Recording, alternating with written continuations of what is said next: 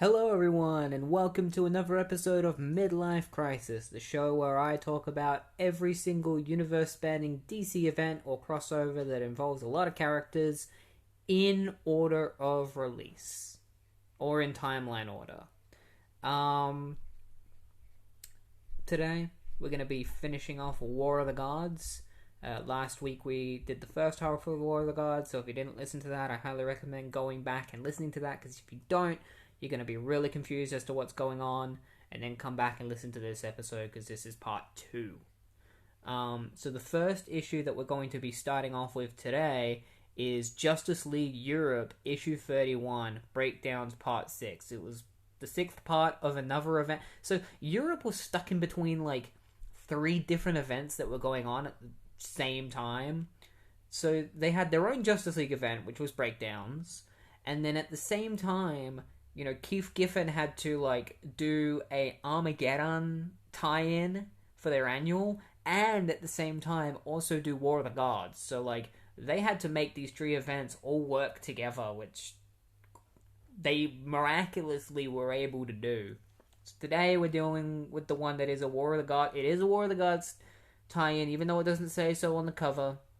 It is one. So it's written by Keith Giffen with art by Gerard Jones. And I actually had to open up the wiki because they only go by the last names, so I don't know the first names of the artists. The art is done by Derek Robertson and John B.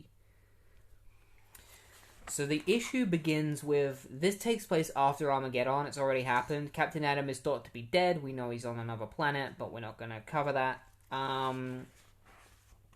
Catherine has a dream that Captain Atom is trying to kill her. Like, she has, like, a nightmare because of the time he went evil.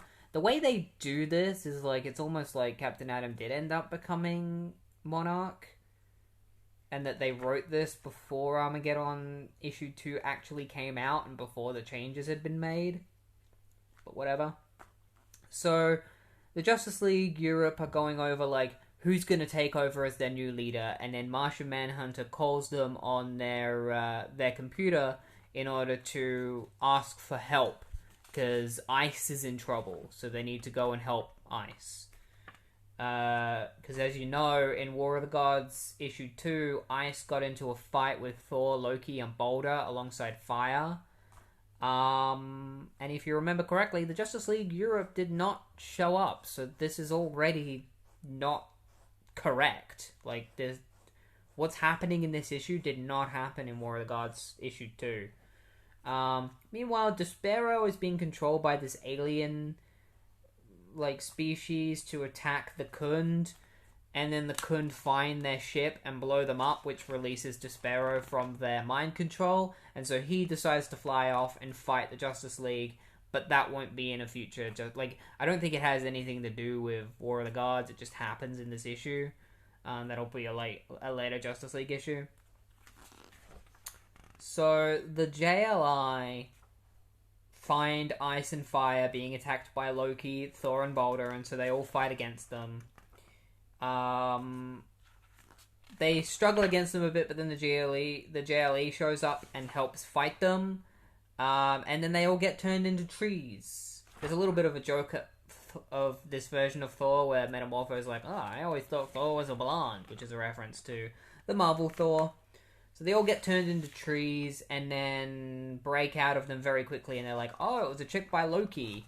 And we know that in in War of the Gods issue 2, Loki, Boulder, and Thor all just disappeared because all of the gods were disappearing.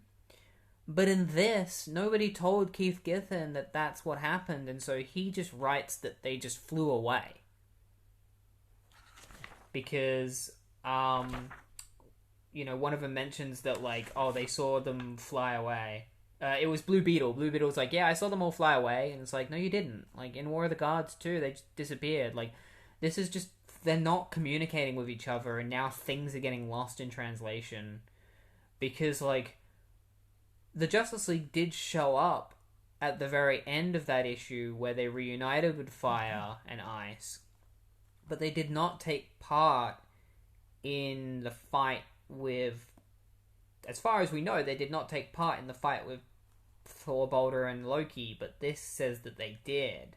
But it's assumed that, like, Ice and Fire fought them, they were at the mercy of the three gods, and then the only reason they survived is because the three gods disappeared. But this says otherwise, and now I'm confused as to, like, what happened? Did they fight them? I'm gonna say they did, because I like this issue. So I'm just gonna say, they came up, they fight, we just didn't see that happen in War of the Gods issue 2. So they head back to the JLE mansion where they've got to decide who's going to be the next leader. They're kind of like trying to come to a conclusion. Catherine meets with an inspector who tells, and then like who's going to help them with what's going on. And then Catherine gets told that there's somebody on the computer that wants to talk to them. It's like a UN dude, representative in a suit. And she cuts in on the team trying to come up with a new leader, and she's like, it doesn't matter, like, we don't need a new leader because the jail, like the Justice League Europe, don't exist anymore. There no longer is one. And that's where the tie-in ends. It ends with the Justice League Europe being disbanded, as far as we know. Will they get disbanded? I would probably have to read Justice League Europe to find out, so I guess we're just not going to find out. That's going to be left on a cliffhanger, so sorry, but if you wanted to find out the conclusion to that story, go read Justice League in the 90s. And yeah, that's it for the tie-in. So the next tie-in we're going to be talking about is Batman, issue 470. There is a Batman tie-in in here. Yay, Batman's actually going to do something. Are they fighting Maxi Zeus? Maxi Zeus is on the cover. That's going to be awesome. So, Batman issue 470 is written by Alan Grant with art by Norm Breyfogle and Rick Burchett.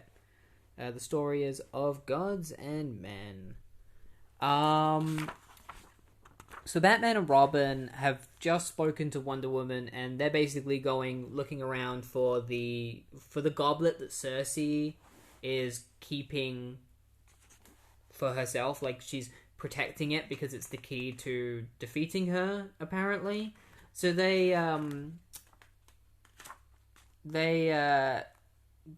get this information out of this guy by investigating him, questioning him, and then decide to head off to Arkham Asylum because apparently that's the only, like, that has something to do with the goblet. So they go to the Arkham Asylum to find out more on the location.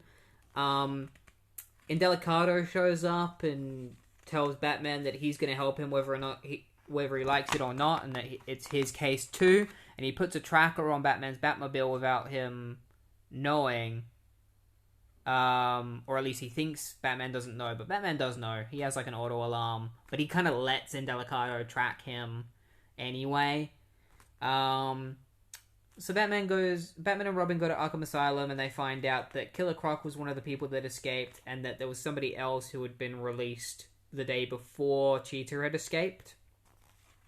And Batman has a feeling he knows who that is, but then he sees Indelicato, knows that Indelicato was, tracking him, and then a bestiomorph, one of Circe's bestiomorphs, who was like a harpy lady, shows up and captures Robin, but Batman manages to save him and, like, ties up the bestiomorph and then knocks it out. The bestiomorphs are, like, creatures that are created by Circe. Some of them used to be people, some of them were created from scratch. So Batman destroys the tracker and is like, you're not following us anymore, Indelicato, and, like, I'm not putting you in danger anymore. But Indelicato already knows where Batman is heading anyway, so it doesn't matter. He's like, I'm gonna meet you there anyway. So it turns out that the inmate that was released was Maxi Zeus, and Batman has deduced that Maxi Zeus is the one guarding the goblet. So he heads there with Robin, and they put on, like, these little night goggles so that they can see that Maxi has a bunch of, like, lasers that are protecting the goblet. So they start jumping over the lasers, but then a bunch of Maxi's guards see them and start shooting at them, so Batman knocks a couple of them out. Maxi's butler goes and tells him that, Batman is here attacking. Batman pushes a statue and topples it and on top of a couple of Maxi's guys. They don't die, but they are going to die. But after this happens, and Delicato and his men show up to, capture these dudes. But then Maxi shows up and, captures Indelicato, and Batman agrees to go with Maxi. Because Maxi wants Batman to be a sacrifice for the goblet. So Maxi goes to push Batman into the spike pit surrounding the goblet so that he can be a sacrifice. But he manages to get the upper hand because Robin throws his Robin Ring to shut off the electricity around, which causes pitch blackness. So that Batman can then sneak up on everyone and bang their heads together and stuff. So Maxi's like, I'd rather the goblet just be destroyed than you take it. So he throws the bolt at the goblet, his bolt. But Robin swings in and grabs the goblet before he can, and then kicks Maxi in the face, knocking him out. And then Robin and Batman have the goblet, and they take it back to the Batcave in order to, get a good look at it and figure out how it's going to help them save the world. And Maxi Zeus gets sent to Arkham Asylum, and that's where the tie-in ends. And so we're gonna find out what the use for that goblet is. Maybe we'll see Batman show up again in a future War of the Gods issue where he, uses the goblet. Probably gonna be Detective Comics or something. But yeah, that's the end of that tie-in. And the next tie-in we're going to be talking about is another Hawkworld tie-in. Another one. There's more than one in this. So, I guess we'll see what happens in Hawkworld Issue 16.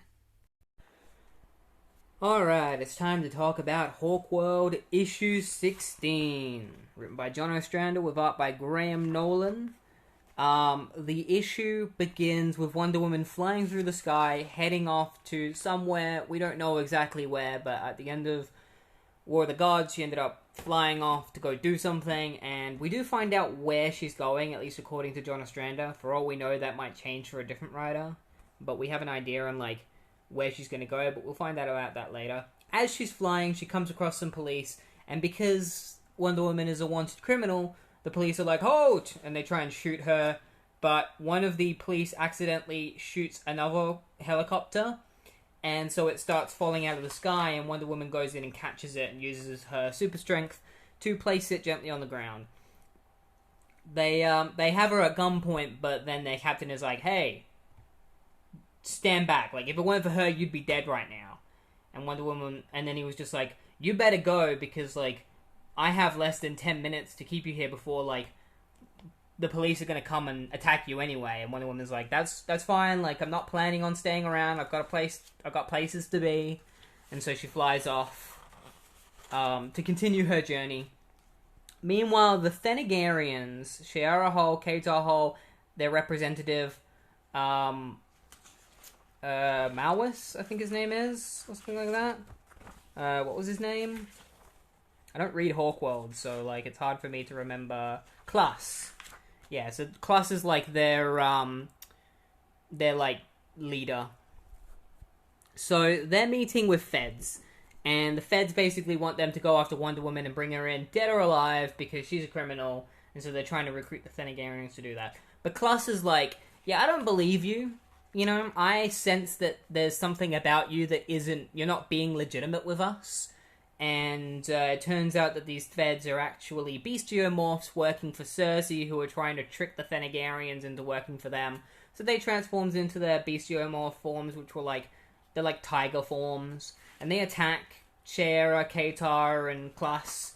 But they fight back and kill them both. And they look into these men and realize that they really were, working for the feds, but they were roped in by Circe, and that the feds really do want the Thanagarians working with them. And so they agree to go and take in Wonder Woman, preferably alive. Circe's feds wanted her dead, but these ones are a lot more reasonable, where they're like, "No, we actually, if you have to kill her, then, go ahead, but, we'd rather you bring her in alive." Klaus starts yakking about the fact that, So he was the one that was possessed by Maois in the last story, the god of deities that extinguished all of like the gods out of the people's bodies. He basically says like, oh, they were like possessing people with personalities similar to them. So Maois possessed me because I'm wise, like because he's wise and he's like the leader, and then Ma Regan must have possessed Sheera because she's the goddess of death, and Sheera gets really pissed off of him, and Cal's just like, Sheera! He's like, never say that again, even in jest. And Sheera like flies off, and Katar is just like, you went way over the line. You try and pull her wings, and I'll tell Thanagar who your brother is. Which I don't know who his brother is, because I don't read Hawkworld, but it's probably somebody that Sheera wouldn't like. I'm guessing it's the evil general Thanagarian, who was like always an asshole from the one that was in Invasion. It's probably him. Unless that's Klaus. Maybe Klaus has changed a lot since then. So Katar and Sheera go off to find Wonder Woman. They find Wonder Woman, and Sheera is just like, I'm gonna go fight her. Katar, can you look after the ship? And Katar's just like, I don't know how to fly this thing. So Sheera goes to fight Wonder Woman. They have a big fight. Sheera's trying to kill her. And, like, she literally goes to kill Wonder Woman with, like, a giant, like, pick axe. And then Katar throws a little net on her and is just like, no. We're going to try and talk to Wonder Woman. That's all we want, Wonder Woman, is we want to talk to you. I found a cornfield over there. Let's go and talk. Wonder Woman tells them that she's looking for the god Hermes. She calls him Mercury earlier for some reason. She says Mercury, but then here she says Hermes. And it's like, does John Ostrander not realize that they are two different characters in this series? Like, did he not read War of the Gods? Or the Flash tie-in? Like, they're not the same. So yeah, she's talking about how she needs to go and find Hermes. She knows that he's somewhere and that he met with the Flash, but she doesn't know that, like, Keystone is City. I guess she doesn't know Keystone City is a thing, because otherwise that would be the obvious place to go. Sheera says that they want to take her in because she's guilty for breaking the law, and Wonder Woman's like, you're right, I am guilty. I came here, hoping to, be one with man, and I ended up just breaking their laws, and I should be punished for that. And I'm happy to turn myself in, but I gotta do this first. I've gotta stop Circe, and I've gotta stop these evil gods. And Katar is like, hey, we'll help you. But, in order to get to where you need to go, there's probably going to be a lot of policemen. So what we're going to do is we're going to give you one of our costumes and a set of wings. We'll take you right in there, and you should be able to just scoot your way in. And they're like, cool. So Wonder Woman gets given her own Thanagarian suit, and they head on to their warship, and they decide to head off to probably Keystone City. I don't know where they're going. They're just going wherever Hermes is supposed to be. So I guess we'll find out where that is in a future tie-in. Maybe it'll be in the Animal Man tie-in that we are about to talk about. Animal Man issue 40, written by Tom Veitch with art by Steve Dillon. This issue doesn't really have anything to do with War of the Gods, not really. In fact, it's pretty obvious that Tom Veitch did not want to do a tie-in, because at the very beginning of the issue, Buddy Baker heads to a gas station where he sees Phantom Stranger and Dr. Fate, and Phantom Stranger and Dr. Fate are like, we need your help to face Circe and the gods, and Buddy Baker's just like, fuck off. And then he drives away, and they're like, ah, shit. So it's like, right off the bat, Tom Veitch is like, no, I'm gonna do the bare minimum with this tie-in because I'm busy writing Animal Man. So, that doesn't mean it's a bad that doesn't mean it's a bad issue of Animal Man, it's just not a very good tie-in. I also am not reading this far into, I read the first 5 issues of Animal Man in order to prepare for Invasion, but this is issue 40, and I was not, I don't have time to read all of Animal Man to then catch up to this. So I don't really know what's going on. Animal Man has probably has apparently had a situation in San Diego where he killed like some bears and lions for some reason, and now he's like really depressed about it. And so he's kind of like on the run, like just on the road trying to find himself. While he goes to sleep, he gets visited by this godlike being named Matamenmak, who basically promises Buddy that like he's going to show him, like, he basically wants him to do something for him, and then he will show him a fragment of what he really is. And so, Buddy is brought to this town of Rosewood, where they hunt bears and stuff, and there's this town that's, part of this town that's been completely drowned, and so Buddy just, like, goes for a swim in it. He's, like, talking to himself and stuff, like, doing all this, like, it's like Tom Veitch trying to write, like, Grant Morrison, but like I feel like he's trying a little bit too hard. He goes for a swim in this drowned town, and then like gets held up by these two guys at gunpoint who take him to the Bear King Ranch to meet the Bear King. And basically at this ranch they hunt bears and they turn them into aphrodisiac and stuff. And they take Buddy out on a bear hunt to shoot some bears, which they do. They shoot a couple of bears. Buddy points out the fact that the Bear King kind of changes a little bit, and like he gets more of like a beard, like more facial hair, than he had like 10 minutes ago. So he realizes that something's going wrong. They kill some bears and take them back to their car, and they tie up Buddy on there as well. And that's when they reveal that they are in fact Circe's bestiomorphs. They're all like bears and wolves and shit. Buddy manages to get off of the back of the car somehow. Like, he's tied up, and then in the next page, he's not tied up anymore, which is really stupid. Maybe they... I think... No, they untied him. They just don't show him being untied. They untie him, they get Buddy to run away, because I guess they're going to try and hunt him down, and when he runs away, he comes across the spirit of, like, a bear that's representing, his god. What was the name of the god again? Matamenmak. And the bear basically just says, give me a hug and I'll take you to our, like, god.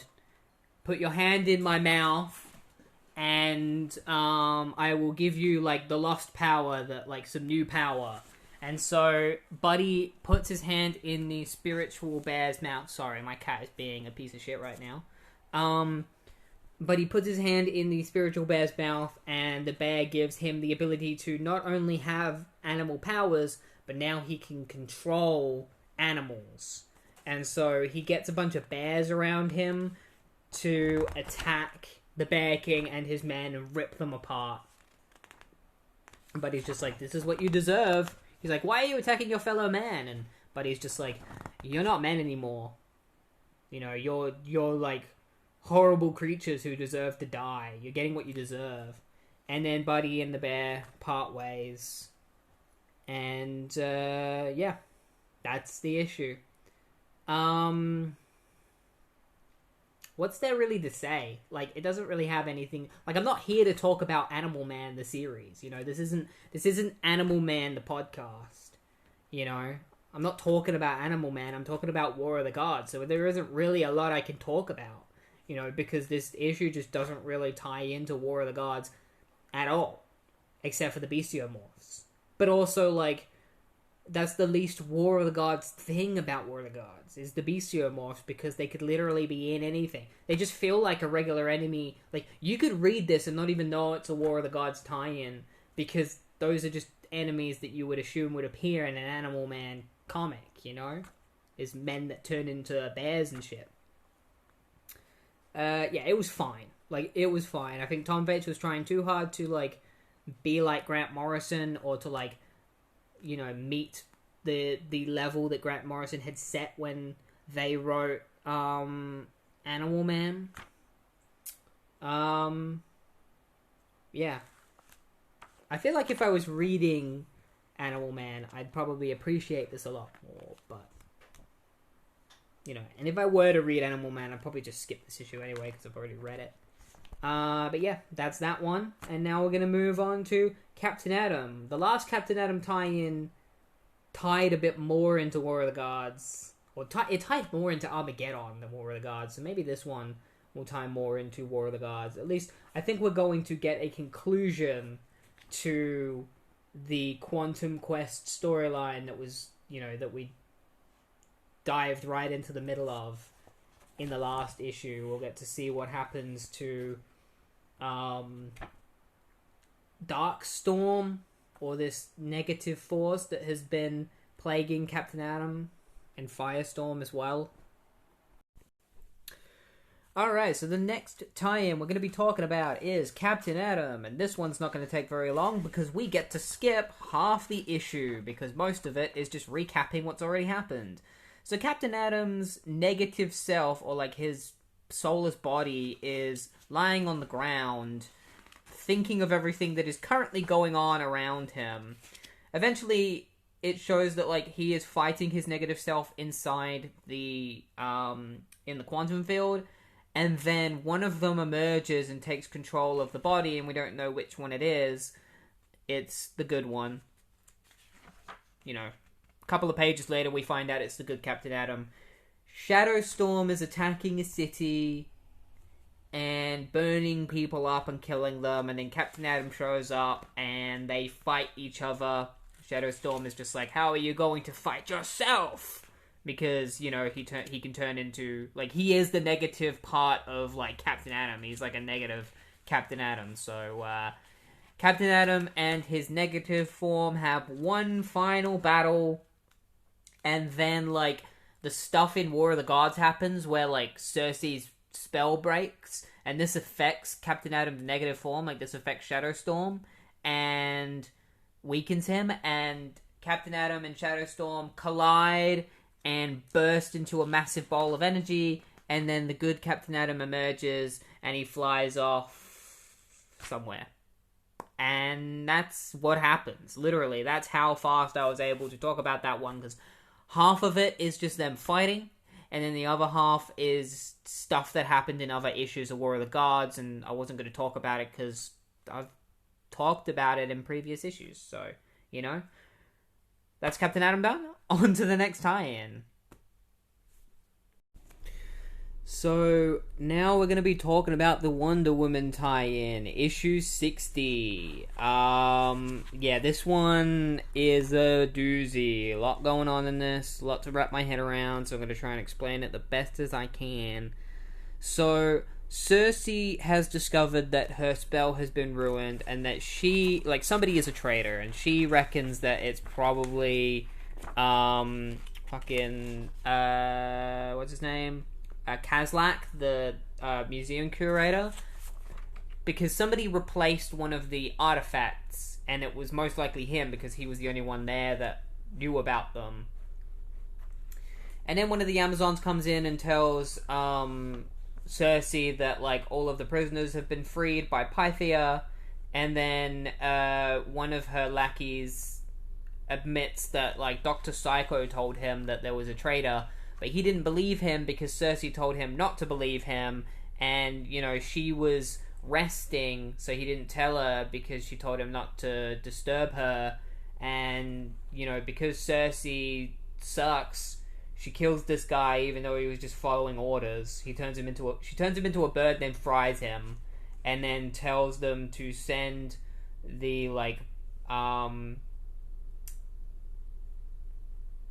she tells the Amazon to go and find Kazlak and the prisoners. Meanwhile, Wonder Woman, dressed in a Thanagarian suit, goes and meets Batman in Gotham City, where she asks Batman if he found the goblet, and he says, yeah, I found the goblet, and when I did some research on it, I found out that the goblet wasn't actually created 3 millennia ago like we thought. It was created only a year ago in Egypt, around the same time that and then, like, the traces of the outer casing that covered the goblet weren't made until about 2 weeks ago, which was about the same time that your mum disappeared. He's like, does this, like, data mean anything to you? Can you see anything in this? And Wonder Woman looks at it and is just kind of like, oh shit. We find out that this character named Philippus, who was thought to be dead, is being held in a coma by the government, as a way to, like, get information out of the Amazon's commander. And then we find out that they're also planning on, like, the UN is planning on bombing Themyscira, and Steve, Trevor, and Etta Candy are trying to figure out a way that they're going to have to try and stop that from happening. Meanwhile, Inspector Indelicato goes to the house that Cheetah had broken into previously, where she killed, like, the 2 guards, because he's looking for the Capitellis daughter, and Cheetah refuses to tell him where she is, and instead says, like, we gotta focus more on, like, the world is coming to an end. And, because Cheetah has sensed that the goblet has been taken. And that's as far as we know about that. Pythia and the captured prisoners come across a bunch of bestiomorphs, and they tell Pythia to head off with a couple of them while the rest stay behind to fight the bestiomorphs, so they go their separate ways. And Wonder Woman uses the goblet to find the origin of the goblet, so, like, using her lasso, the goblet takes her to Egypt and under the ground, where she finds Bana Migdal, which is a temple that had previously disappeared back in Wonder Woman issue 35. It's a temple for the goddess known as Shimtar, who Wonder Woman had last fought previously. When she enters the temple, Lobo comes crashing through, because off-screen he went looking for off-panel he went looking for Captain Marvel, and ended up at the temple where he came face-to-face with Shimtar and faced her in battle. And Wonder Woman tries to stop Lobo from ruining everything with her lasso, but then a bunch of Amazons show up to kill them, and so she lets Lobo free, and they fight the Amazons together. So Lobo fights the Amazons while Wonder Woman fights Shimtar, the goddess of Egypt, and a big fight breaks out, and Wonder Woman, Shimtar gets the upper hand over Wonder Woman, and then pulls out a massive gun and fucking shoots it at Wonder Woman. Just this huge gun. And blasts her. And as she gets hit, like, Wonder Woman uses her bracelets to deflect the beam right back at Shimtar. And it hits her and destroys her armor. And then it is revealed that Shimtar is actually Hippolyta. And that she must have been brainwashed or something, but Hippolyta has now been knocked out, possibly killed, we don't know, but Wonder Woman has just discovered that Shimtar is actually her mother, and she screams because of this. And then all of a sudden, a massive light engulfs her, and everything is extinguished, and that's where the issue ends. Big flash of blinding light envelops everyone that is there. And that's what happens in that tie-in. I explained it the best that I could. A lot happened off screen. You know, Wonder Woman already went to Keystone City and found out that Hermes had disappeared. That happened off panel. I keep saying off screen. Off panel. And, Lobo went looking for Captain Marvel off panel and ended up in the... Like, we don't even know how he ended up... He says that his hunting senses are what led him here. And that's just comic book bullshit of being like, he just got here because he can. You know, he just did it. But yeah, that's the end of that tie-in. Next, we're going to be reading the Suicide Squad tie-in, which I've heard is one of the better tie-ins because it's just a fun tie-in. Because as we know, Black Adam went to recruit the Suicide Squad, so it's going to be a Black Adam and Suicide Squad crossover tie-in. So it should at least be fun, hopefully.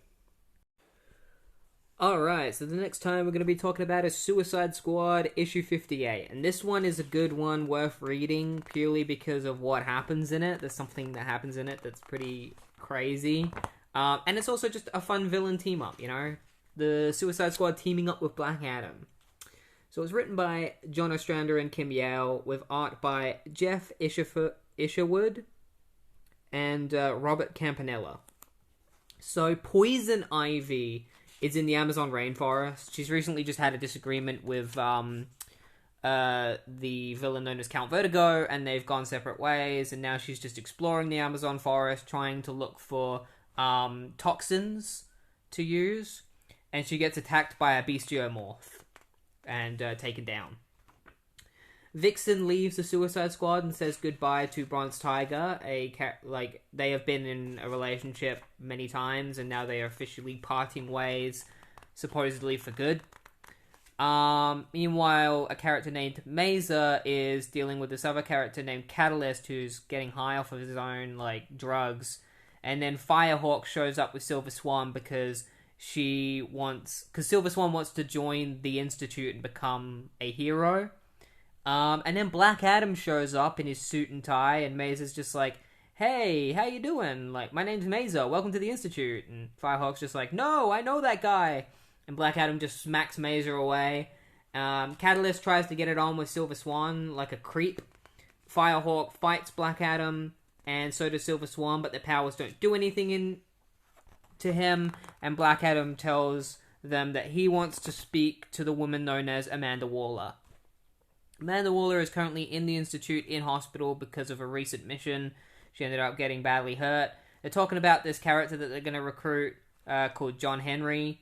And then the doctor comes in, and Amanda Waller is like, "What's going on outside?" And Catalyst gets thrown through the wall, and that's when the doctor is like, "This man named Black Adam here has come to see you."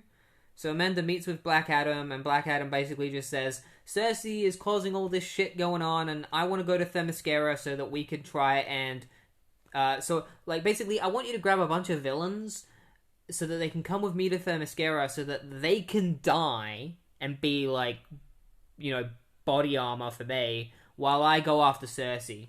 They can be body fodder, and I'll be able to go after Circe. And Amanda Waller's like, "What if I don't do that?" And Black Adam's like, "Well, I'll kill all of you and watch your blood splatter, because I have the capabilities to do that. Also, we should all go in costume because, we're about to fight gods. It's ceremonial garb. It has a value. It should be worn." So Amanda brings together all of the villains that she can get her hands on. There's villains like Javelin and Captain Boomerang, Vertigo. And then there is specifically a character known as the Rider, who is Grant Morrison's self-insert character that they introduced in Animal Man.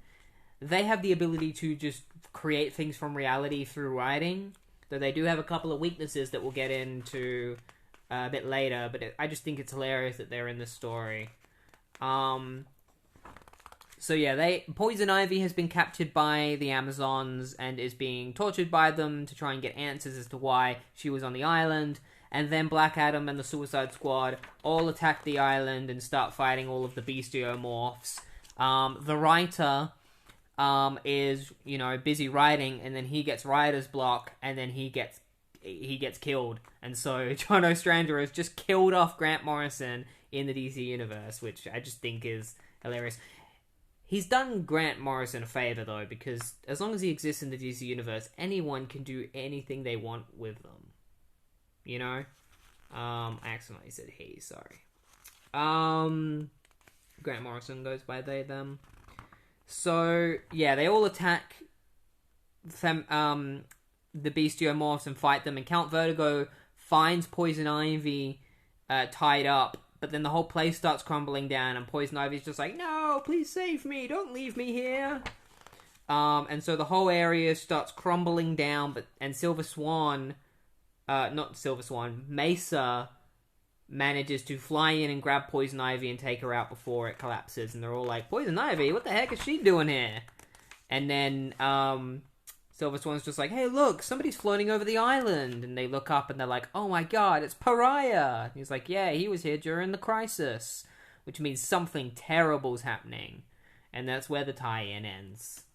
Like I said, I think this tie-in's really good. A lot of it is just the Suicide Squad fighting bestiomorphs and stuff, which is why I skipped over all of that. but I just think it's really fun seeing, like, not only was the writer brought back a character that only appeared in Animal Man, but it's also fun seeing all these different villains and stuff. And if you want to see the different villains, I didn't mention them all because there's so many of them. Read this issue because then you'll be able to see them. But the next issue we're going to be talking about is War of the Gods, issue 3. So we're closing in. There's still quite a few tie-ins, but like we're getting towards the end. All right, War of the Gods, issue 3. Where do I even begin? This one is gonna be a doozy. I feel like this is probably the worst issue so far because of how much fucking happens in it. So Circe is watching Black Adam and the Suicide Squad attack the island, and she sends her bestiomorphs to go and deal with them.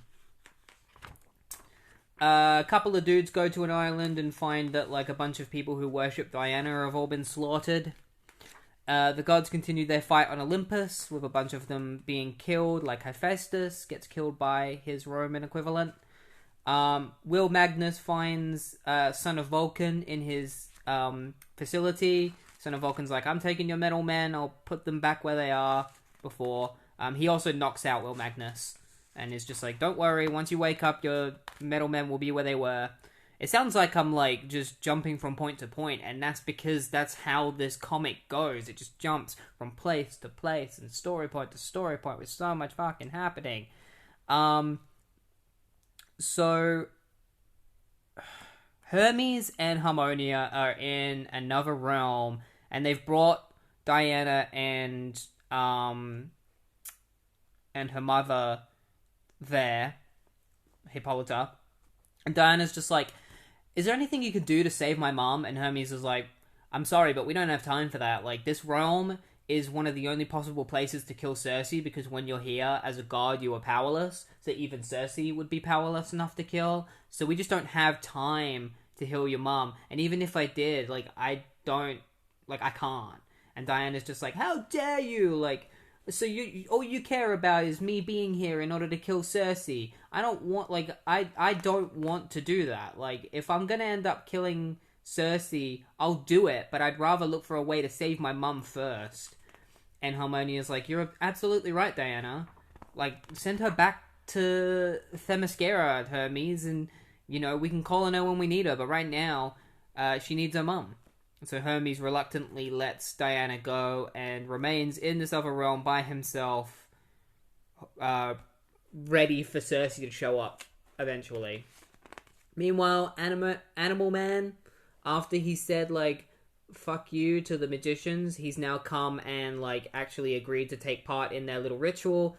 Basically, they need his blood in order to create a counterspell to Circe's spell that will reverse her spell that created all the bestiomorphs, because he's got, like, the animal blood and his new abilities.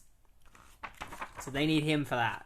Suicide Squad keep attacking the island, and Black Adam smashes his way all the way to where Circe is, where he prepares to kill her, and is like, I'm here to destroy you. And Circe is like, hey, I got this statue based on Set. Turns out, Set kind of has control over your powers, or can, like, affect your powers. So when she draws this statue on Black Adam, it starts really fucking with his mind, and he's just like, the pain! And so he ends up flying away and, like, leaving out of fear. Conrad, the museum curator, is being chased by bestiomorphs, and a couple of Amazons see him and are like, hey, we better go help him. He's being chased. Like, we don't want him to die. We're Amazons. We save people. Conrad jumps off a cliff with the bestiomorph chasing after him, and then just disappears before hitting the water. And the two Amazon girls are attacked by bestiomorphs as well as they get to the edge of the cliff. Buddy takes part in the ritual. They, like, the ritual for Buddy continues. Batman calls Woman and Hawkman, who have found Diana's outfit that she left behind, and he lets them know that, like, the UN is trying to bomb Themyscira, so they need to go and help stop them. The two Amazons who jumped off the cliff end up in the water, where they are saved by Aquaman and another character named Dolphin. Javelin tries to attack Circe. Like, a couple of Suicide Squad members make it to Circe. Javelin tries to attack her, but is killed by Circe. A couple of Amazons notice that, like, there's child footprints on the beach of Themyscira, which is intriguing. So that happens. Diana is in the Chaos Realm between Themyscira and Earth, and she sees the fighter jets enter the Chaos Realm, and she's like, oh no, they're gonna attack Themyscira. The ritual spell for Buddy is cast, for, like, Animal Man is officially cast. Ares and the Son of Mars continue their fight from issue 2, and Harmonia destroys the, like, golden apple that Eris was planning to use to kill Ares, which pisses off Eris. So Harmonia and Eris fight, and Ares and Son of Mars fight. Black Adam breaks into the temple that Lobo is currently in, being attacked by Amazons, and they fight the Amazons together. Black Adam is there to protect the temple because it's his temple. This is the temple of, like, his god. But then all the Amazons get blasted apart, and Son of Vulcan shows up, and he's like, hey, I need your help. Come in here. And Black Adam enters, and he finds Shazam, the wizard that gave him his powers. And Shazam's just like, Billy Batson is dying, and he needs your help, and you need his help. And the Metal Men are there too. So that happens. We don't get to see the resolution of that yet, but we'll see it in a later issue. The fighter jets are attacking Themyscira. Starman's there to help. The Thanagarians are there to help. Hawkman and Hawkwoman. So they allow Diana to head off into Themyscira while they take care of the fighter jets. Darkseid is like, alright, I shouldn't have sat still. Like, they're going to destroy Earth, and this was a mistake because now they are a threat to Apocalypse. But before he can go and save Apocalypse, Orion shows up and is like, hey, I know you're the one doing this, aren't you, Darkseid? Well, I'm going to fight you. And Darkseid's like, I can't deal with you right now, Orion, but if it's a fight that you want, then it's a fight you'll get. And so that happens, and Darkseid and Orion are going to fight, and so we're just going to add more plots to this comic issue to make me lose my mind while I'm reading this. The Suicide Squad continued their fight against the Bestiomorphs, but then they realized that the Bestiomorphs are reverting back to their original forms, which were just regular animals. So they're turning back into humans, and then turning back into, turning into regular animals. And Circe realizes this and is like, ah, shit, somebody made a spell that countered my spell. Who did it? And it was Animal Man. So the spell that Dr. Fate has created has succeeded in destroying all of the Bestiomorphs.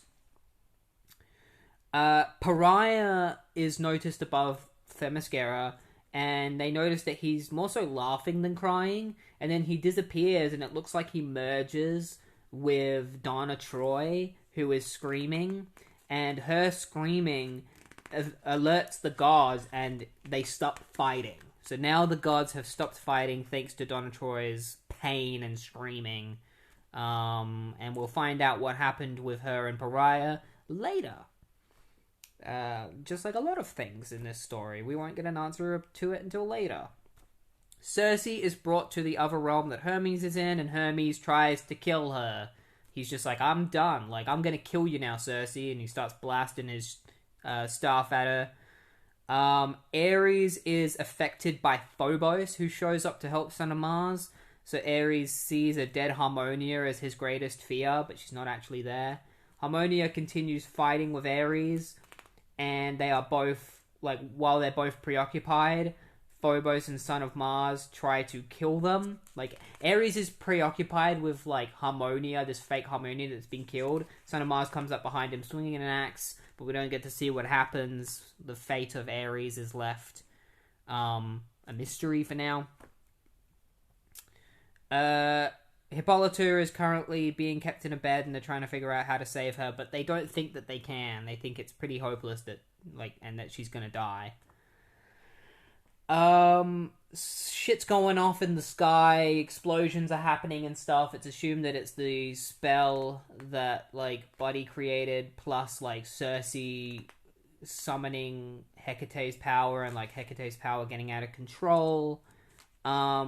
Diana goes towards a fighter pilot to attack it, like a fighter jet, but gets hit by a shot of water, which carries her back to the land surface. Turns out she was caught in a whirlpool, and that Aquaman, Dolphin, and the Amazons that they saved were also caught in the same whirlpool. So they reunite with the remaining members of the Suicide Squad that are on the island, and then another whirlpool appears and crashes onto the island. It's Circe. She shows up. She's like, hey, I'm here to finally kill you. And Wonder Woman is like, look, if I kill you, I get the curse. If you kill me, the curse ends. So whatever, like, I guess we're gonna fight. One of us has to die. And Circe is just like, oh, yeah, and guess who's already dead? And holds up Hermes' skeleton.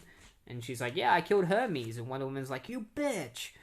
And so she goes to fight Circe, but Circe uses her powers to envelop Wonder Woman in clay and then rise her up into the air and use her powers to attack her. And so, like, she's, like, torturing Diana with energy, and, like, all of the other heroes that are surrounding them are trying to break through this force field that's stopping them from getting to Circe and Wonder Woman, but they can't do anything. And then Wonder Woman just explodes. And Circe is just like, ah, shit. It was that easy. Wonder Woman's dead. And, like, there's just tattered clothes and stuff. She's like, yeah, I did it. I killed her. I killed Wonder Woman. And then she's like, and now this whole planet will be no more. Creation will be born anew. A new Genesis. In the name of Hekate. And she, like, blasts, like, magic into the sky, which then creates, like, New Olympus appears in the skies of Themyscira. And they're like, oh my god, Olympus. Like, what does this all mean? And then in Manhattan, a character named Lilith is on the phone with her fellow Titans, and she's just like, hey, Pariah is here on this bed, and it probably has something to do with Donna. Could you please come and we'll try and figure this out, figure out what the heck is going on. And that's where it ends. So I hope you got all that, because that's as well as I could explain it. I hated it. I hated reading that, and I was reading it, and I was like, how am I going to talk about this? How am I going to explain this? Like, this is insane. There's so much going on. I did it. I don't know if I did a good job, but I feel like I did the best job. I feel like it's impossible to explain this perfectly, especially, like, you know, if I had an hour to talk about this one issue, I could. But I don't have that time. I'm not talking about War of the Gods or like one issue of War of the Gods, like, for an hour. Like, we gotta get through this thing. We got a whole other issue of War of the Gods coming up after this, you know? But before we get to that, we got a couple of tie-ins to deal with, the final tie-ins. The next one we're going to be talking about is The Demon, issue 17. Alright, so now we're going to talk about The Demon, written by Ellen Grant with art by Val Semix and Bob Smith. And you remember how in War of the Gods issue 3, first of all, this one is fucking weird. Oh my god. Remember how in War of the Gods issue 3, some Amazons found some child's footprints? Well, they were left by Clarion the Witch Boy, who is literally a witch boy now. He's a little kid for some reason. And Tikal is still a cat. But yeah, Clarion is in the form of a kid for some reason. Literally no reason. He's just a kid. And he sees the Amazons and then hides from them because they see him and they think he's just a cute little boy. And he's just like, ah, alright, quick Tikal, hide. And then he sees Wonder Woman get killed by Circe, which happened in the last issue. Only she dies differently in this. In War of the Gods, issue 3, she just blew up. But in this one, she turns into goo. And then, like, her spirit comes out of the goo pile, and Clarion sees and is like, hey, I'm not going to let her go to heaven. I'm going to send her to this other realm. And he just goes, see you, Wonder Woman. And then he doesn't show up for the rest of the issue. Even though they talk about getting their, like, revenge on him. As far as I know, Clarion does not show up again. Maybe he shows up in War of the Gods issue 4, but he does not show up again in this comic. So Wonder Woman gets sent to the region of Beyond, which is a place where all bad people go. Like, it's a place where bad people go, and you can't escape if you're too evil. Or if you've done too many bad things. Etrigan the Demon is there, and he's currently being held captive and tortured, and he can't get out. And then Wonder Woman appears.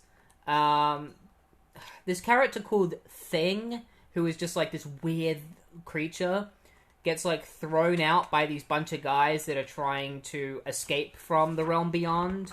And they're trying to find this person called Belial, who they believe will be able to help them escape. And they recruit a doctor that's going to help them get the answers that they need, hopefully. Because they're planning on torturing Etrigan so that they can get... Because they believe that he knows where Belial is. So Wonder Woman gets attacked by this creature that's torturing Etrigan. She beats the crap out of it, and then Etrigan...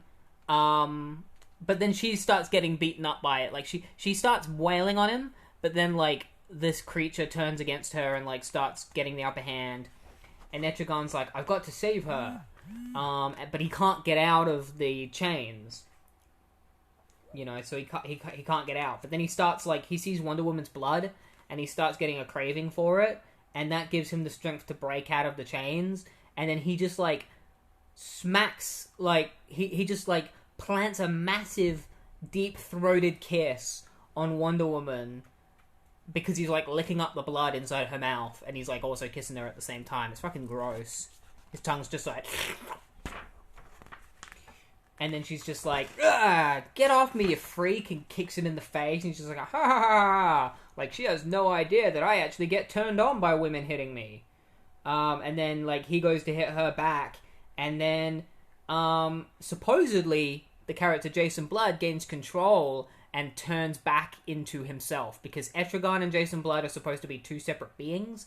What we later find out is that Etrigan is actually in full control, and that he's trying to trick Wonder Woman because he's not actually Jason Blood when he turns back into Jason Blood's body. He's still the demon Etrigan in control. People who know Etrigan as a character would figure this out right away because he's still rhyming as Jason Blood. So Jason Blood is currently repressed inside. In fact, I think Jason Blood is in Etrigan's body while Etrigan is in Jason's body. So when he was Etrigan, it wasn't actually Etrigan, it was Jason being, like, manipulated by the demon's lust for blood. And now that he is Jason Blood, it's Etrigan in control. And basically he tells Wonder Woman that he's going to help her try and escape, or that she should help him try to escape. And Wonder Woman's like, alright, I guess I'll help you. And then Thing shows up. And Etrigan really hates Thing and starts being really mean to him, even though Thing is the key to helping them escape. And Wonder Woman's just like, leave him alone. And then Etrigan's just like, you better stay away from me, or you'll get the same amount of pain that he does. And he just straight smacks Wonder Woman in the face because Etrigan is a dick. And so Wonder Woman uses her lasso of truth to restrain him, and that's when she gets the truth out of him that, like, he's not Jason Blood, he is Etrigan in control of Jason Blood's body. So Wonder Woman's just like, fuck Etrigan, let's just ditch him, leave him here. She ties him up in chains in Jason's body, and then escapes through a massive hole created by Thing. So they just smash through the wall to get out.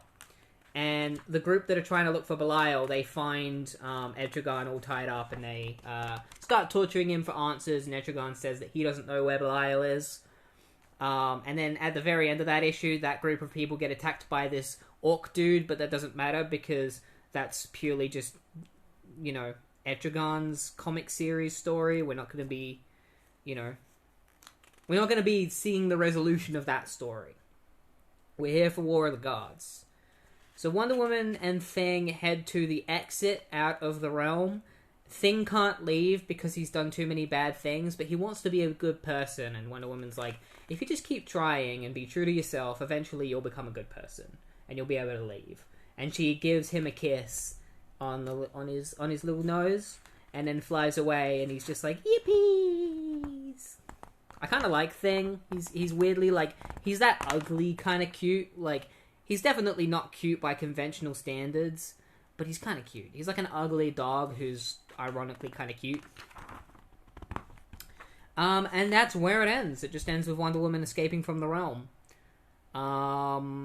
Really weird tie-in. I can't even say I don't like it because it's that weird. It's so weird that I think I enjoyed reading it. It was a fast read, so I was able to get through it quite quickly.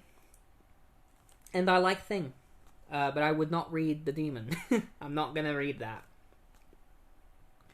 The next time we're gonna be talking about is the New Titans tie-in. Yeah. So let's get straight into that.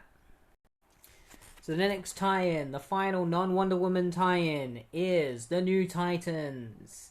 Written by Marv Wolfman, with art by Kurt Swan and Al Vey.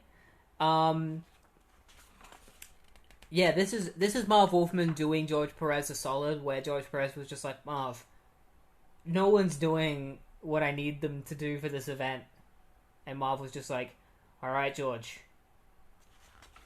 I will devote this entire issue to what you want, and I'm gonna do what I can, alright? To try and at least redeem some of this storyline. So, he plays ball, because George is his friend. You know, so he's not gonna, like, do his own thing. Like, he still like, does a little bit he continues his own storyline while still doing a lot of War of the Gods stuff.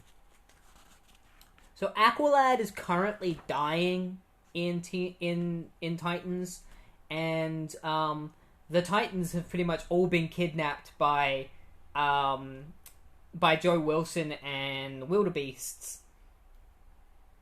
And Cyborg almost died, and so now he's got like a full-on cybernetic robot body, pretty much. Like, he's mostly a robot now. And so Steve Dayton has brought together a crew of different people to try and help him find the Titans and save Aqualad. So he's got Red Star, he's got Cyborg, he's got a guy in a cloak with a metal mask whose name is never mentioned in this issue, so I don't know who he is. He's got Arella, who is Raven's mum. He's got Panther, a character I don't know about yet, who I'm guessing is a Teen Titans villain. And then Deathstroke's there. You don't see him in the page, but he's there. He kind of just appears out of nowhere, but he's there. So they get a phone call from Lilith, who is telling them that, like, she has something connected to Donna Troy at her house and they need to come and see it. Panther tries to hang up the phone because she just doesn't give a crap, and Deathstroke's just like, that's enough, Panther. Like, sit down. And, like, Panther's just like, hey, you get your hand off me. And they have a bit of a fight, and Deathstroke's just like, if you want to lose your hand, like, I'll fucking crush it. Like, you know I will. And then Panther's like, I kind of like you, but don't you ever take me for granted. And Deathstroke's just like, give me the same courtesy. So they decide that they're going to head off and see Lilith, and Panther's like, I'm not coming. Okay, I'm coming. And so she heads off after them. Because they leave in the helicopter, and then she, like, jumps on the helicopter and is like, I can't believe I'm going with them. So they head to Lilith's house, and they find Pariah on the bed, and Terry's just like, what the fuck? You said that Donna Troy was here. I was assuming we were going to come here and see Donna Troy. Who's this guy? And they're like, that's Pariah. Somehow he has some kind of connection to Donna, so he would know where Donna is. So they wake up Pariah, and Terry just wants to know where Donna is. So he's just like, where is Donna? And Pariah's just too busy being like, oh, woe me, I lost my entire universe. I lost my family, I lost everything, and now I just suffer forever, and I have to watch all universes die. Oh, boo boo hoo. And Terry's just like, I don't care. I just want to know where Donna is. Like, can you please tell us? And Pariah's just like, no, I'm just going to let this universe die because I don't care about anything anymore. And so he kind of just, like, tries to leave in order to watch the Earth die. And they all try to stop him. Like, Red Star tries to grab him, and he just throws Red Star out of the window. So the guy in the cloak with the metal mask grabs him and saves him. And then he tries to talk down Pariah and tries to attack Pariah. And then Pariah just, like, shoots and kills him. Like, Pariah has the ability to shoot beams, I guess. I thought his ability was just immortality, like, and he can't die. But no, apparently he has powers, like, that he can use against people. Even though he doesn't need self-defense powers because he literally cannot die. Like, Pariah is, like, an unkillable character. But I guess Marv Wolfman was like, he's got powers now. He can shoot people with beams. So Deathstroke's like, alright, I'll stop him. That's enough. And he jumps out and he grabs Pariah. And Pariah, he's just like, back inside, Pariah, or I snap your scrawny neck and we both go out now. He's like, why do you not understand? I suffer so much. I've suffered my entire life. And Deathstroke's just like, Who hasn't? You know, but are you going to just give up everything? Like, are you going to give up all the life in this universe just because you feel bad? Like, are you that selfish? Like, you lost your family, and you know how terrible that is. Are you just going to let tons of people, like, lose their families and everything and their loved ones? And Pariah finally snaps to his, you know, senses, and is like, you're absolutely right. I completely forgot. I was too focused on what I lost, and I wasn't thinking about everything that anyone else could lose. And then he goes over his origin again, which I'm just going to skip. If you want to know his origin, go listen to the Crisis on Infinite Earths podcast that I did where I explain everything in that. He agrees to try and help them find Donna.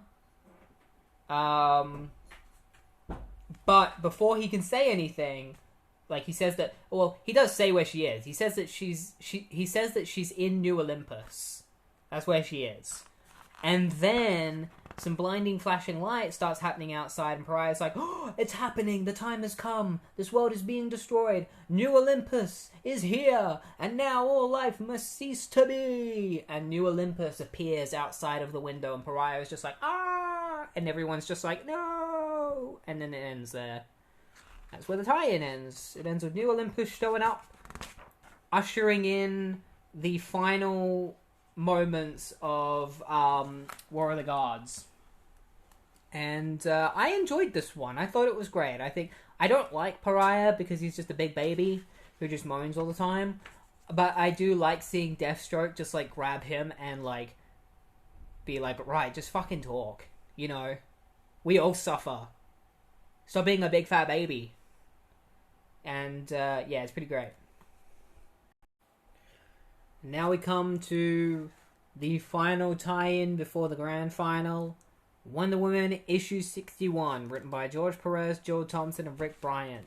This issue is basically just a massive lore dump of Cheetah explaining everything that happened that people that weren't reading Wonder Woman at the time didn't know. So, Inspector Indelicato basically talks about how, like, his meeting with Cheetah went when he found her. Cheetah explains everything to him, how a man named Mikos, who was in the form of a bird, came to her while she was in the asylum, fed her a potion which transformed her into her new cheetah form, but also gave her a massive lust for blood. And she realized that that bloodlust was used against her so that it would force her to be Circe's slave.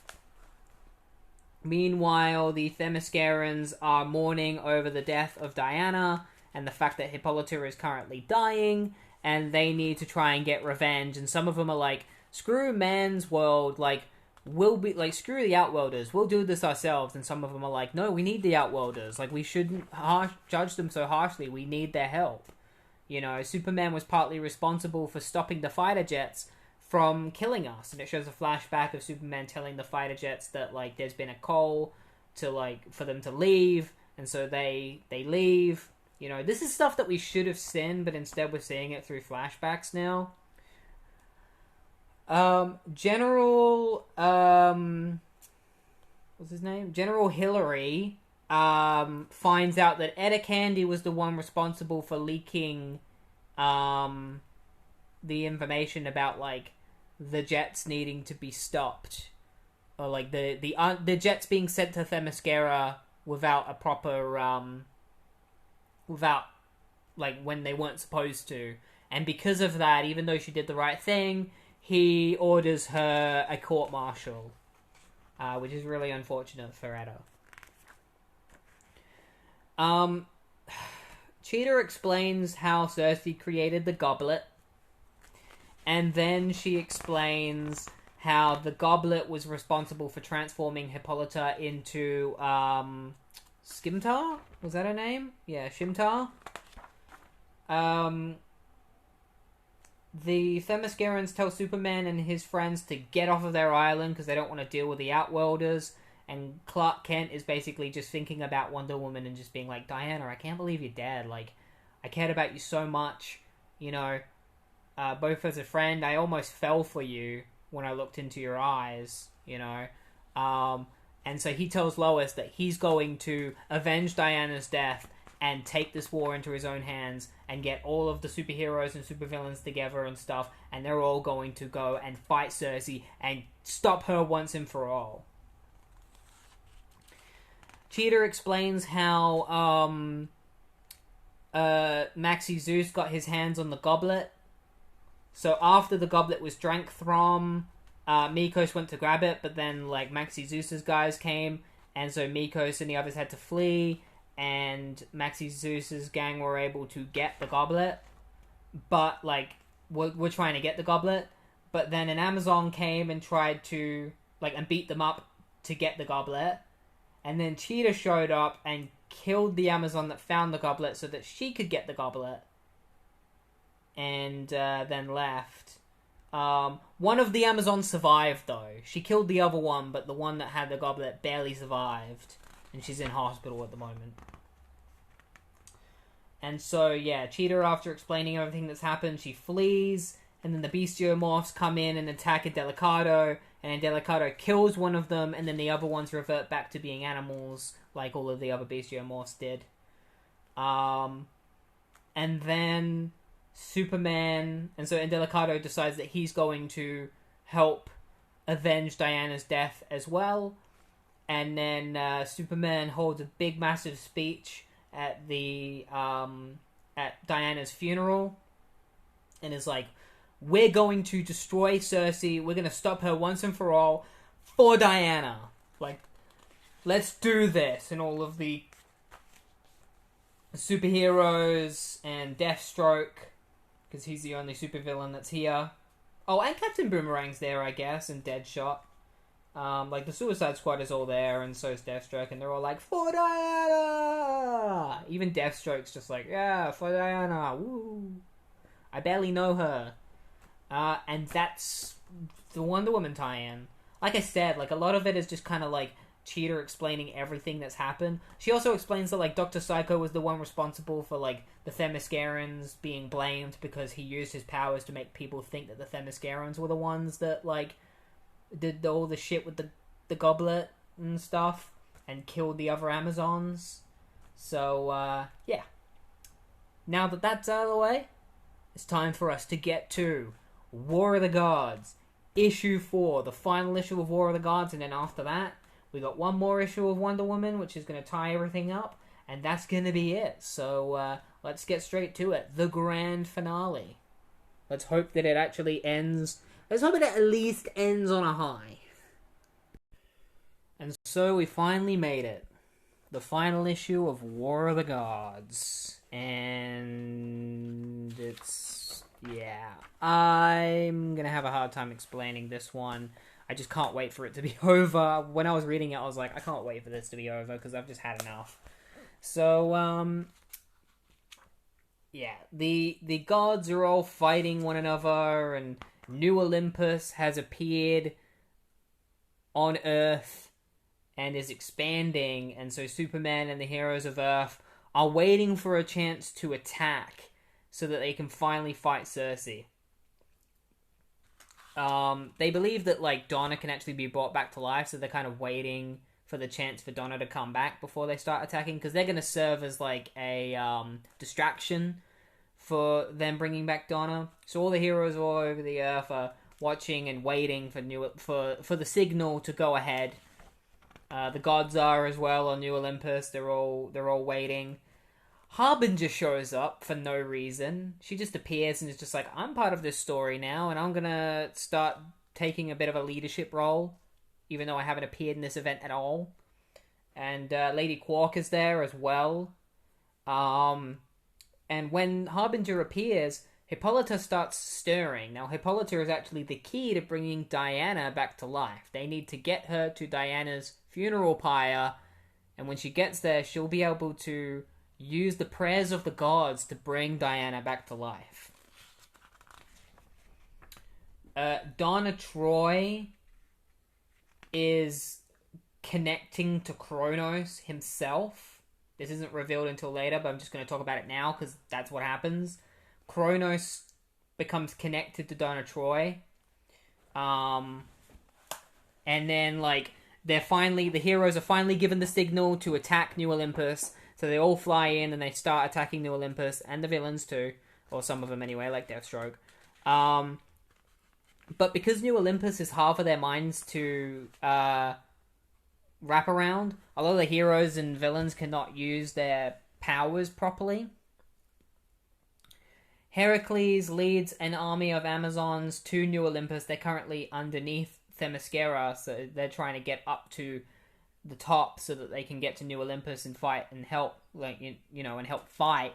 And he has to kill Charon to get through, and so they all head through to take part in the battle. And then Lobo is being annoying to Son of Vulcan, so Son of Vulcan puts him to sleep. But later on, Son of Vulcan wakes Lobo back up because Lobo is going to serve as a very important role in defeating Circe later, and we'll talk about that when it comes around. So Lobo is currently asleep, and then we finally get to reveal why the Metal Men are all here and why Black Adam is here to help Captain Marvel, to help Billy Batson. And so Shazam, the wizard, explains, how he became Shazam, how he got the powers, and that the powers are corrupted by Set, and that's how Black Adam was created. So he found Teth Adam, but the powers were corrupted by Set with the powers of the Egyptian gods, and then, Teth Adam became evil, and so he had to, banish him, and then he found Billy Batson after that and gave him the powers, and Billy Batson became Captain Marvel. Basically, now what has happened is, since the Greek gods, or not the Greek gods, since the Roman gods took control of Captain Marvel, it actually, sapped him of his magical energy, and then and then Billy Batson being brought to this, little ritual room by Shazam, sapped him of the last of his power, and so that's why Billy Batson is dying. Now, the reason why they need Black Adam and they need the Metal Men is because the Metal Men are going to house the spirits of all of the Roman gods, because the Roman gods, remember how they all disappeared? It's because Shazam was grabbing them so that he could put them in the bodies of the Metal Men, so that their spirits could then be put into Billy Batson's body, so that Captain Marvel could be reawoken. But Black Adam has to be there because he has a connection to Captain Marvel, and he just has to be there. They don't really explain why he has to be there, he just has to be. So that the power can funnel into Captain Marvel, or funnel into Billy Batson. So Harbinger shows up to confirm that that's exactly what they're talking about, and then Son of Vulcan is like, I could use Lobo's help to actually, fight Circe. So, Circe is currently absorbing the power of Eris, while she has Donna Troy held captive. Phobos is there as well. Harmonia really did get killed. I thought that was just a fear thing, but no. Harmonia is dead, and Ares is like, I've had enough, I'm gonna stop this whole war myself. Apocalypse, there's a massive war going on in Apocalypse between Darkseid and Orion, and then the High Father shows up and is like, guys, you gotta stop. We gotta stop fighting. And then the Black Racer shows up and he's like, listen to him. I'm the Black Racer. I'm literally the god of death in Apocalypse. The only way this war is ever going to end is if we stop fighting. Or at least that's a part of it. So, Lady Quark sees Son of Vulcan and Lobo heading off into New Olympus to help fight it, so they go in after them. Batman and stuff fight Bestiomorphs in Gotham. Son of Vulcan fights Circe, and then as he's fighting Circe, Shazam starts the ritual to bring back Captain Marvel. Circe tries to absorb the power of Son of Vulcan, but realizes that Son of Vulcan is just a huskless corpse. And it's later revealed that, Vulcan's soul was placed inside of Lobo. And so Lobo uses the powers of Vulcan to free Donna Troy from her prison, and he grabs her and he takes her away. And then Ares and all the gods of wars, every single one of them, except for Kratos, he's not here, they all show up, and they're all like, we're the gods of war, so we're going to end this war. Because all of us have decided to team up together and be like, yeah, you know, we have jurisdiction. We are literally the gods of war. You have to stop fighting now. It's over. But it's not over, because Deadman senses that Hecate's power is affecting the underworld, and then all of the dead heroes and villains start rising out of the ground, like Dan Garrett Blue Beetle, and Tula Aqualad's girlfriend, and, you know, Abin Sur and Katmatui, like all these dead heroes. It's Blackest Night. They all come out of the ground and start... And so, like, the heroes all have to fight, like, these dead heroes. Zatanna has to fight her dad, Zaytara, who is dead. And then...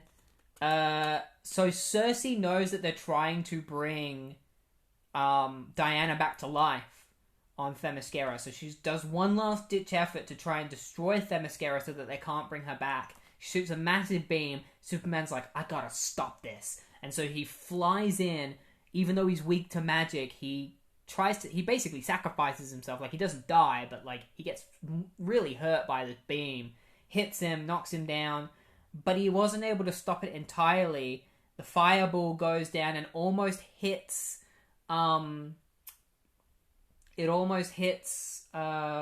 Hippolyta, but, Penelope jumps in the way, and the bolt, she sacrifices herself. It kills her, but saves Hippolyta.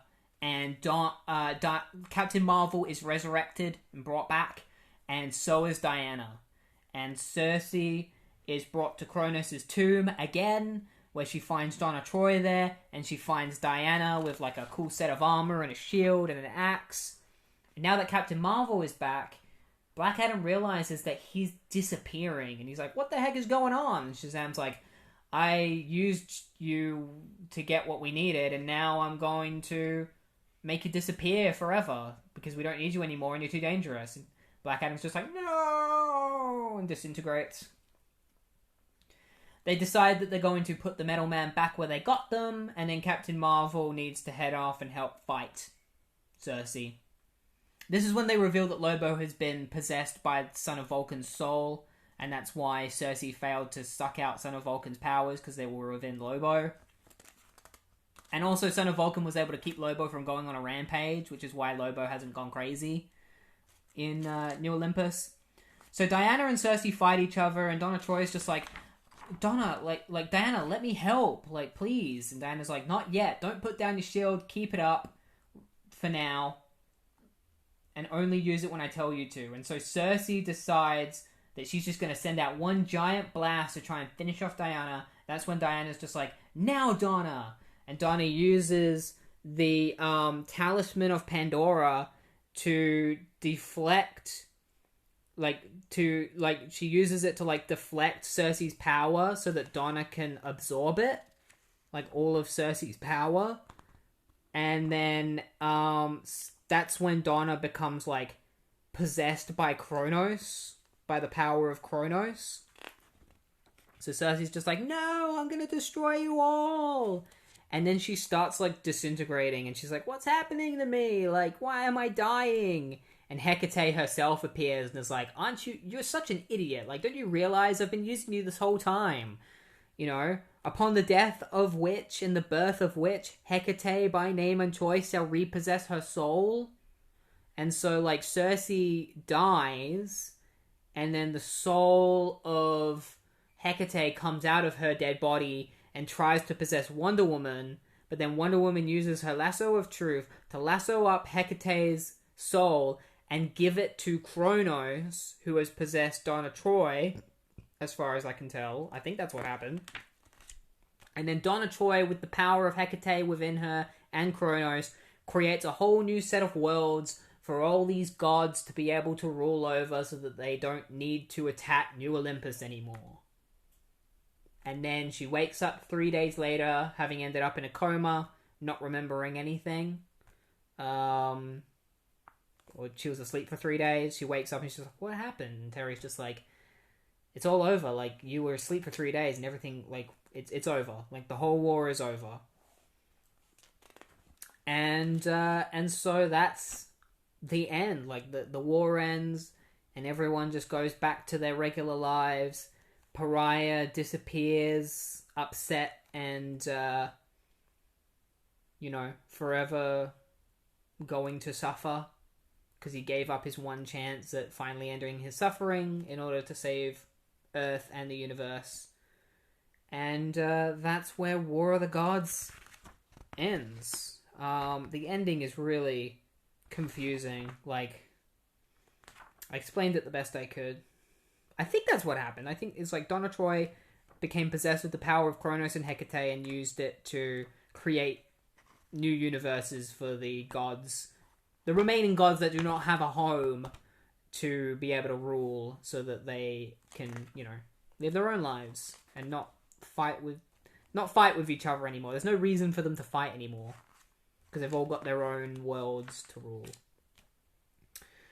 So, next after this, we do have the final issue of Wonder Woman, but I'm not actually going to talk about it because it really doesn't have anything to do with War of the Gods. All we know is that, Wonder Woman goes back to her regular life. Etta Candy and Steve Trevor get engaged, and Manelope has her. They have her funeral pyre. They go to Manelope's funeral after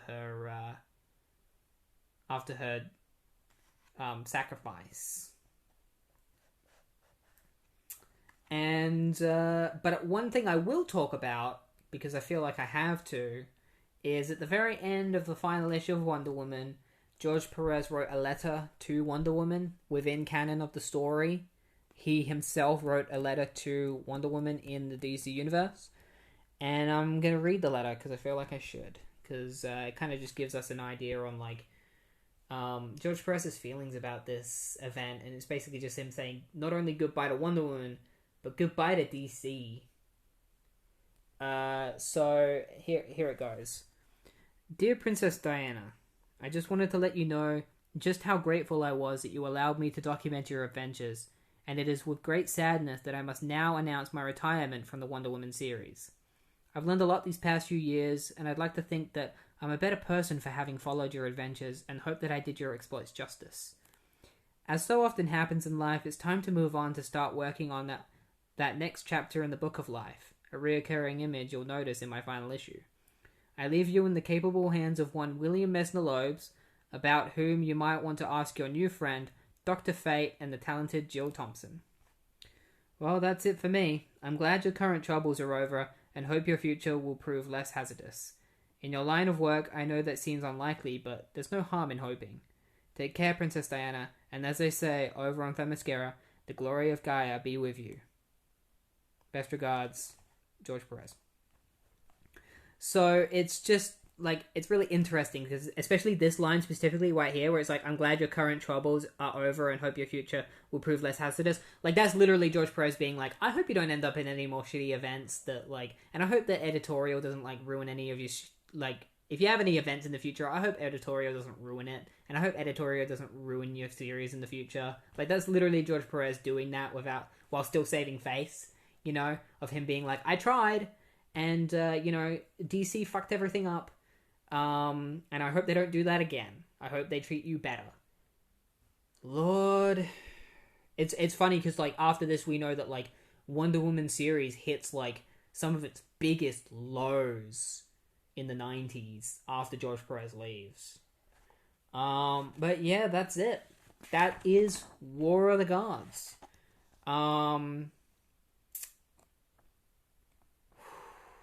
I don't think it was awful. I don't even necessarily think it was bad for the reasons of it being it's a bad story. I just think it's just way too complicated. It's way too confusing. It's really hard to recommend this to anyone, especially new readers, because it's so complicated that I feel if anyone tried to read this who doesn't read comics regularly, this kind of story would turn them away from comic books forever, I would think. I think this is a turn-off for a lot of people. It's not a recommendation. Unless you are doing what I'm doing, where you just want to read every event and you're okay with reading, like, if you're okay with reading really confusing or bad stories and then just moving on and not thinking about them anymore like I can, then read War of the Gods. But if you're one of those people who can't read something and not think about it and just make yourself miserable thinking about it from then on, I'd say don't read this. Yeah, do not read this. It's one of those stories. Don't read it. Read something else. Read Justice League Dark, the one that has Wonder Woman in it. You know, that has a crossover story in it that's a lot better than this one. Don't read Amazon's Attack. That's the only other Wonder Woman event. Look, it's the only other Wonder Woman event, the only other event centered around Wonder Woman. I will be reading Amazon's Attack. That is on the list. That's on the to-do list. Luckily, we have a while before we get to that one, so I got a bit of a break. But that's going to be it for War of the Gods. Next week, we're going to be reading... I'm pretty sure it's going to be more Flash. It's going to be a week or two before we get to the next event. The next event is going to be... It's either Up in the Sky or Eclipso, the Darkness Within. I really hope it's Up in the Sky because it would be nice to just have a 6-issue event with no tie-ins to read. Wouldn't that be real nice? Instead of a 25 issue annual event. But yeah, next week, The Flash. Looking forward to just getting back to The Flash. Simple, straightforward, and I'm pretty sure we're going to be starting Mark Waid's run next week, so we got that to look forward to. If you like Mark Waid, highly recommend listening to next week's episode of The Flash.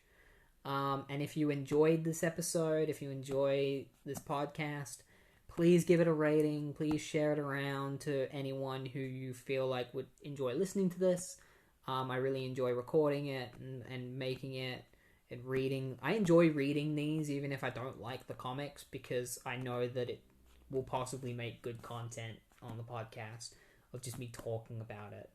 Because I feel like I am good at, even if I'm really frustrated with a comic, I feel like I'm pretty good at, at least trying to see the bright sides, talk about the good things and not just the bad stuff, and to not get too angry.